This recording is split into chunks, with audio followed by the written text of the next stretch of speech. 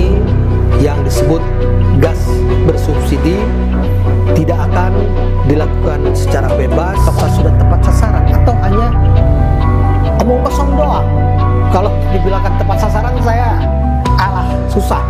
Omong kosong terprogram untuk tidak dicatat, itu yang paling penting.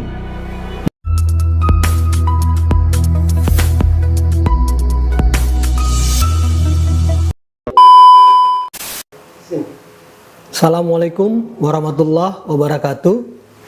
Berjumpa kembali bersama saya Adheri Zulfikri Sitompul, sarjana hukum, advokat, pengacara, pengamat politik, hukum dan kehidupan masyarakat, kebijakan-kebijakan publik yang dilakukan oleh pemerintah Republik Indonesia. Bersama ini saya akan membahas terkait kelangkaan gas 3 kg di seluruh Republik Indonesia. Pertanyaan besarnya, ada apa ya? Kok gas LPG 3 kg atau gas melon itu hilang di pasaran? Pagi ini ketika saya jalan-jalan pagi sambil membiasakan diri kembali berjalan tanpa menggunakan alat bantu tongkat karena saya baru selesai operasi, ya alhamdulillah sudah banyak kemajuan.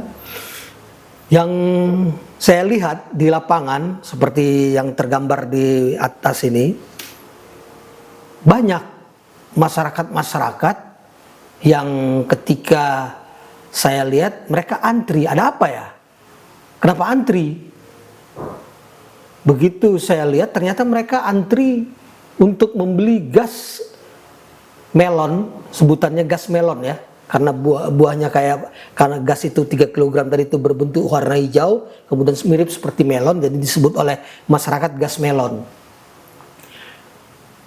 Ternyata hilang di pasaran. Nah itu masyarakat akhirnya dengan adanya pengumuman yang dilakukan oleh pemerintah Republik Indonesia, dalam hal ini juga dilakukan oleh Pertamina Patraniaga, masyarakat berbondong-bondong akhirnya untuk segera membeli, dan akhirnya barang-barang tadi habis dan langka. Nah pertanyaannya berikutnya itu adalah, apakah gas 3 kg ini akan mengalami kenaikan harga? Kemudian pertanyaan lagi berikutnya, apakah dengan mengumumkan tata cara penjualan gas 3 kg yang dilakukan oleh PT Pertamina Niaga ini untuk, nih kebiasaan nih, mudah-mudahan na'udzubillah min dzalik bukan hal yang sama ya, untuk menutupi sesuatu yang saat ini sedang viral di Republik Indonesia ini. Pertama, viral tentang judi online. Kedua, viral tentang korupsi timah TBK yang melibatkan Harvey Muiz, suami artis papan atas Dewi Sandra. Kemudian ketiga, untuk menghilangkan kasus ataupun meredam kasus pemberitaan kasus terhadap pagar laut PIK 2. Itu menjadi pertanyaan besarnya. Semoga saja tidak. Tetapi kalau itu terjadi, luar biasa. Perbuatan ini merupakan perbuatan kotor kalau itu terbukti untuk menghilangkan segala sesuatu yang sudah viral, diredam dengan memviralkan sesuatu yang menyentuh hajat hidup masyarakat bawah.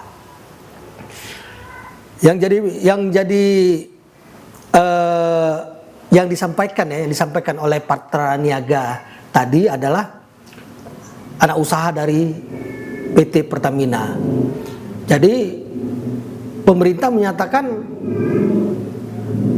kepada masyarakat harga jual LPG 3 kg itu dilakukan pengontrolan saat ini untuk mengontrol harga sehingga tidak ada harga yang naik, tidak ada harga yang melambung tinggi sesuai dengan harga harga eceran tetap yang ditetapkan oleh pemerintah Republik Indonesia. Nah, kemudian pemerintah menyatakan apabila ditemukan harga lebih mahal, mungkin karena pembeliannya dilakukan di luar pangkalan resmi atau dibeli secara liar. Luar biasa. Jadi pertanyaan berikutnya itu, apakah kondisi ini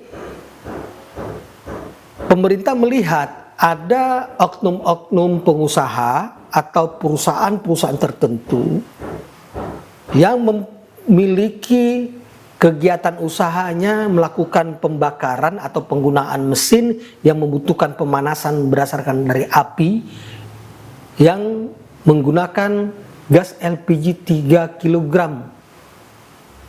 Luar biasa bahayanya kalau itu benar. Nah, kenapa ini menyinggung masyarakat banyak? Karena selain digunakan untuk masyarakat untuk melakukan memasak di dapur, kemudian juga ada penjual-penjual kaki lima lah ya kita bilang ya, jualan bakso, kemudian jualan goreng-gorengan. Nah, ini kan menyentuh kepada kehidupan dan pola hidup masyarakat bawah sampai masyarakat menengah.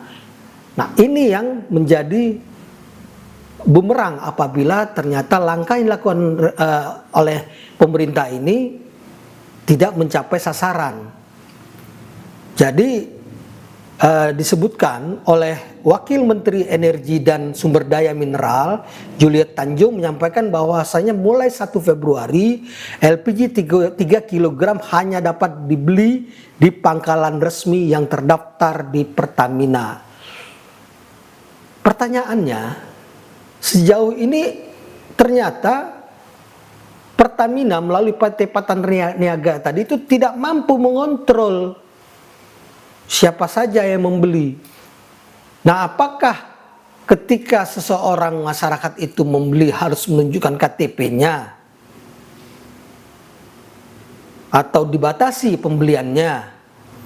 Kalau untuk menghindari kebocoran ya dibatasi saja, maksimal 1 hari. Artinya ketika ada orang yang sama membeli berikutnya 2 hari sesuai dengan data yang ada dan dicatat oleh si penjual secara real, berarti dipergunakan untuk hal lain. Nah, yang jadi kesulitan juga ketika gas LPG ini sekarang ini langka, bisa dilihatlah di berbagai media sosial per hari ini maupun di beberapa pemberitaan baik di Tempo, Detikcom, CNN serta warta-warta berita lainnya, itu terlihat kelangkaan yang menghebohkan masyarakat. Nah, kenapa harus dibatasi? Sampai Menteri SDM Bahlil Lahadalia menegaskan tidak ada kelangkaan LPG 3 kg. Aduh, Pak Menteri, turun dong, lihat. Jangan dari mobil dong, Bapak bilang Bapak dari orang bawah. Abang Anda, Bahlil Lahadalia, Menteri SDM, Ketua Umum Partai Golkar, yang pernah saya sampaikan dalam pemberitaan, calon wakil presiden 2029 yang akan datang. Anda turun, Anda berasal dari masyarakat bawah, itu yang Anda sebutkan. Turun dong, lihat. Kalau perlu pakai masker, pakai topeng biar gak kelihatan oleh masyarakat dan tidak perlu pakai pengawalan. Anda akan lihat bagaimana antrinya tadi pagi, bagaimana sulitnya masyarakat rakyat Republik Indonesia menengah ke bawah mencari dan membeli gas 3 kg dengan cara mengantri panjang 1 sampai 2 jam lamanya. Jadi jangan asbun, asal bunyi, asbut, asal sebut. Jadi betul yang Anda perkirakan tadi sama dengan pendapat saya. Jika sebuah rumah tangga Anda sebutkan biasanya membeli 10 tabung per bulan, tiba-tiba membeli 30 tabung, ada kecurigaan di sana. Betul, saya setuju. Seperti yang saya sampaikan tadi. Artinya ada pengusaha yang membeli gas 3 kg untuk digunakan sebagai alat pemanas atau alat produksi di perusahaannya. Itu yang wajib dicurigai. Nah, oke, cara ini merupakan salah satu cara, tapi ada cara lainnya. Lakukan investigasi, bentuklah satgas khusus untuk gas 3 kg ini. Tapi bukan menyeser ke rumah-rumah tangga yang ada, tetapi kepada pabrik-pabrik. Anda lihat, pabrik tersebut UMKM atau tidak UMKM, maka himbaulah mereka membeli gas 3 kg yang warna biru, tapi diberikan diskon. Kalau bagi yang swasta yang bukan UMKM, yang kelasnya besar, kejar, tangkap, kenakan hukuman yang maksimal, sehingga terpelihara yang namanya kekhawatiran kita terkait tentang penyalahgunaan gas LPG tadi. Tetapi sekali lagi saya sampaikan, jangan sengsarakan masyarakat Republik Indonesia, masyarakat kalangan bawah, masyarakat kecil. Jangan sampai keguncangan-keguncangan ekonomi ini malah merusak 17 besar program Presiden Prabowo Gibran, Wakil Presiden juga Pak Gibran Raka dalam membangun Republik ini, membangun suasana kehidupan ekonomi masyarakat. Jadi lakukanlah kebijakan tadi itu menjadi kebijakan publik yang mendukung kehidupan masyarakat, bukan yang menggoncang, bukan yang membuat masyarakat menjadi resah. Itu persoalan yang sangat melakukan hal ini. Terima kasih kepada M7, kemudian Akbar Alamsyah, Law, kemudian ada Tamrin juga sudah hadir, ada Arjuna Herfiandri juga sudah hadir. Nah, marilah kita sama-sama melihat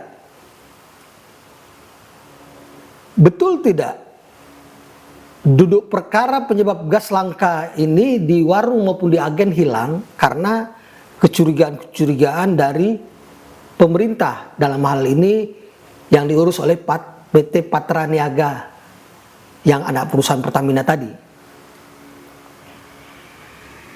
Nah, akibatnya pasti ada, dampaknya terhadap pembatasan tadi pasti ada, dan itu pasti dirasakan. Nah, kemarin ya tetangga maupun orang rumah saya juga, mereka coba cerita ya tadi ya, cari ke pangkalan, tetapi ternyata tidak ada stoknya. Ada apa ini? Nah, kemarin juga memang betul kecurigaan ada. Di pengecer itu harganya berkisar 23 sampai 24 ribu. Kenapa masyarakat mau dan rela membeli dengan harga 23 ribu sampai 24 ribu? Yang pasti lebih tinggi dari harga eceran tetap yang nilainya 20 sampai 21 ribu. Karena masyarakat malas jauh-jauh jalan. Nah, itu harus jadi pertimbangan juga. Jadi kadangkala ada warung kecil yang mereka membeli dengan banyak ke pangkalan. Nah, akhirnya mereka tidak jual lagi saat ini. Nah, ibu-ibu rumah tangga berebut per hari ini bersama para pedagang kaki lima untuk membeli gas melon tadi. Nah, saya kira harus ada langkah-langkah konkret untuk menyelesaikan agar sistem masih penjualan LPG 3 kg ini yang disebut gas bersubsidi tidak akan dilakukan secara bebas, namun harus ada aturan yang mengaturnya secara konkret, baik tentang tata cara penjualannya, tata cara pembeliannya, maupun sanksi hukumnya, dan bagaimana cara pengawasannya. Itu yang merupakan taktis dan teknis yang harus dilakukan oleh pemerintah Republik Indonesia agar masyarakat ini tidak merasakan kesulitan-kesulitan dan heboh seperti hari ini. Nah, proses-proses yang dilakukan sebagai proses pendataan yang dilakukan oleh keputusan Menteri SDM tadi memang sampai saat ini belum saya melihat secara langsung ada proses pendataan yang dilakukan. Nah, kalaupun ada proses pendataan, ya dibuka dong secara lebar melalui Badan Pusat Statistik. Kemudian supaya lebih jelas lagi diberitakan, disampaikan kepada masyarakat, sehingga teknis-teknis penjualan dan pendistribusian ini bisa sampai kepada masyarakat yang benar-benar membutuhkannya dan berhak untuk menerimanya. Nah, sekarang yang seingat saya itu sejak 1 Juni 2024 seluruh transaksi pembelian isi ulang tabung kilogram LPG melon tadi melalui sistem MAP Pertamina. Tetapi ada yang dikecualikan, yakni sebagai datanya adalah lebih kurang 600 sub penyalur yang masih mengalami kendala sinyal dan melakukan pencatatan secara manual. Itu jadi pertanyaan juga. Artinya apa? Patut dipertanyakan. Toh sekarang internet sudah luar biasa meluasnya di Republik Indonesia ini. Apakah masih ada jaringan-jaringan internet yang tidak sampai ke pelosok-pelosok desa? Jadi ini juga bersinggungan dengan kemampuan dari Menkomdigi juga. Kemudian menggunakanlah saluran radio Republik Indonesia yang sudah ada sampai ke pelosok negeri. Jadi nggak ada alasan. Gunakan saluran mereka, gunakan mereka peralatan frekuensi mereka untuk mencatat 588 sampai dengan 600 sub penyalur yang masih mengalami kendala sinyal dalam melakukan pencatatan secara manual. Nah, ini yang harus dikejar. Nah, kemudian pertanyaan yang harus segera dijawab, apakah substansi dalam pemberian surat keterangan oleh lurah maupun kepala desa terhadap usaha kecil menengah yang dipergunakan dalam validasi data usaha untuk menjamin pendistribusian LPG tabung 3 kg ini sudah benarkah? Ataukah sudah tepat sasaran? Atau hanya omong kosong doang? Kalau dibilangkan tepat sasaran saya susah. Omong kosong, terprogram untuk tidak dicatat. Itu yang paling penting menjadi substansi bagi kementerian sampai dengan kabupaten kota terkait ESDM tadi. Itu lingkup energi, sumber daya manusia yang dibutuhkan merupakan tolak ukur bagi kenyamanan masyarakat maupun para usaha mikro kecil tadi dalam melakukan kegiatannya sehari-hari, sehingga tidak resah seperti hari ini. Nah, yang lebih membuat saya kaget, negara kita ini negara yang kaya dengan sumber daya alamnya. Ada minyak, ada gas, tetapi disebutkan masih ada impor LPG 6 sampai 7 juta ton per tahunnya. Itu pengakuan Pak Bahlil dia loh, Pak Menteri. Itu di media merdeka.com. Nah, Pak Menteri mengalaskan bahwasanya itu arahan dari Bapak Presiden dengan mengurangi impor. Nah, kalau begitu, Pak Menteri juga harus menjelaskan kepada masyarakat bahwasanya sudah kondisinya ini kita akan melepaskan impor tadi sehingga bisa mengurangi biaya-biaya produksi dalam gas LPG 3 kg ini.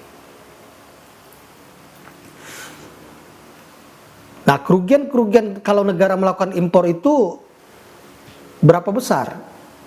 Besar loh, 63,5 triliun per tahun. Luar biasa kerugian sebesar itu. Nah, tetapi terbuka dong Pak Menteri, terbuka dong PT Pertamina. Ada nggak PT Pertamina melakukan penjualan gas di luar negeri? Itu dia. Sanggup nggak untuk menjawabnya? Ada nggak Pertamina jual gas ke luar negeri? Saya coba, kita lihat di dalam data. Gawat nggak, di dalam koran konten.co.id itu disebutkan kerjasama antara Pertamina dengan ADNOC, Pertamina bisa jual BBM, bisa jual LPG. Gila nggak? Di saat masyarakat sedang membutuhkan LPG, Pertamina menyatakan bisa jual LPG ke luar negeri. Harusnya kan penuhi dulu dong kebutuhan. Jangan mempersulit, jangan memperlangkah seperti hari ini yang terjadi. Itu jelas kok bisa jual LPG dan LNG ke luar negeri. Itu berita di hari Kamis 25 Juli 2019 di koran media kontan.co.id. Artinya apa? 2019 kebocoran lagi dong yang terjadi di masanya Pak Jokowi. Itu dia jadi persoalan. Nah, saya pikir baik, saudaraku Akbar Alamsah Law meminta agar pagar laut PIK mohon terus digaungkan Bang. Oke. Insya Allah segera. Selamat bergabung, Burhan Wimansyah. Kita akan ketemu kembali dalam podcast berikutnya, khususnya tentang pagar laut PIK 3. Kita akan bongkar seakar-akarnya sampai dengan pemerintah fokus betul membuktikan PIK 2 memang proyek yang merugikan rakyat Republik Indonesia. Salam, sampai bertemu di kegiatan berikutnya bersama banditkotanews.com, Bandit Kota News. Ketemu kembali dalam tayangan-tayangan yang akan datang. Billahi taufiq wal hidayah, nasrun minallah wa fathun qarib, wa basyiril mu'minin. Wassalamualaikum warahmatullahi wabarakatuh.